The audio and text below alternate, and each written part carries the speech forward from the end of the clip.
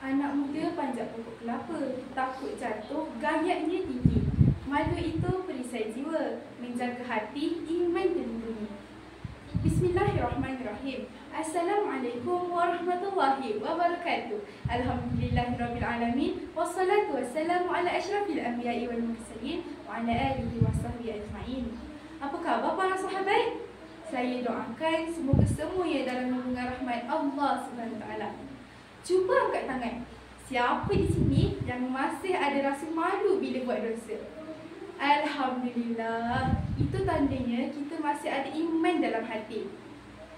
Hari ini saya nak cakap tentang satu topik yang sangat mahal nilainya, tapi ramai yang tak jaga, iaitu malu. Malu ni bukan untuk dipendam sahaja, tapi untuk dijadikan perisai keimanan. Kadang-kadang kita buat salah bila orang tak nampak. Kita rasa kilan ni tak ada siapa tahu.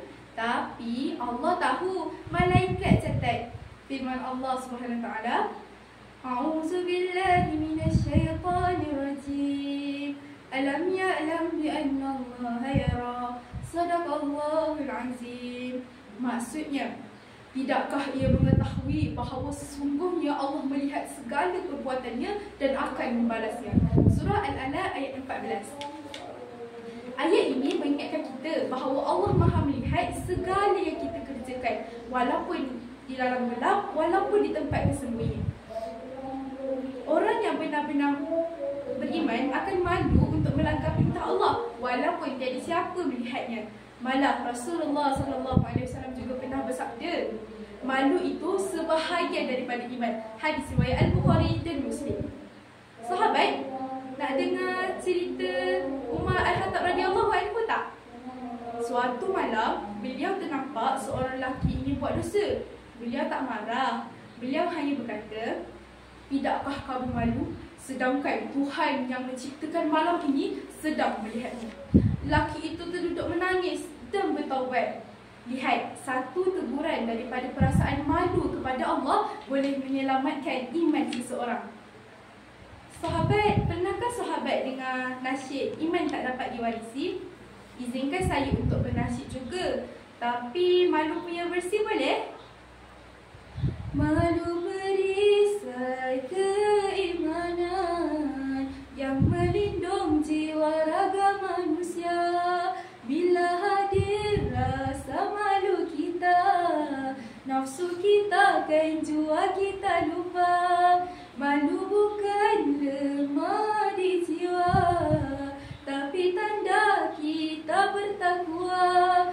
Bila takut pandangan yang esa, itulah malu yang mulia. Ibrahnya, malu ni bukan kerana kita ni sombong, tapi malu ni untuk menjaga maruah diri. Jika iman itu perisai, maka malulah perisai kepada perisai itu. Bila malu hilang, iman pun goyah. Hadirin sekalian, zaman sekarang ni orang berlumba-lumba nak kongsikan semua di media sosial, dari wajah sampailah aib. Tapi Islam ajar kita sesuatu yang sangat berharga, iaitu rasa malu. Firman Allah Subhanahu Wa Taala, A'udzu billahi minasyaitonir rajim. Wala yaghtab ba'dukum ba'da. Shadaqallahul azim. Maksudnya, dan janganlah sebahagian daripada kamu mengumpat sebahagian yang lain. Surah Al-Hujurat ayat 12.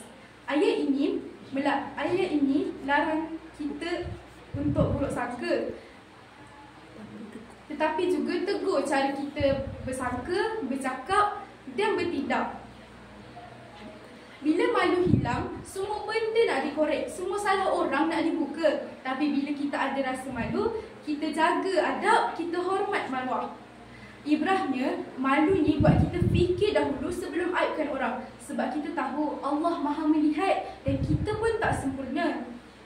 Kesimpulannya, malu bukan sekadar perasaan, ia tanda hidupnya iman. Bila malu jadi benteng, dosa pun susah nak buat. Bila malu jadi pakaian, akhlak pun ikut bersih.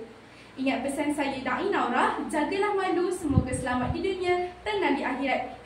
#malu perisai ke syurga. Sekian wabillahi taufiq wal hidayah. Wassalamualaikum warahmatullahi wabarakatuh.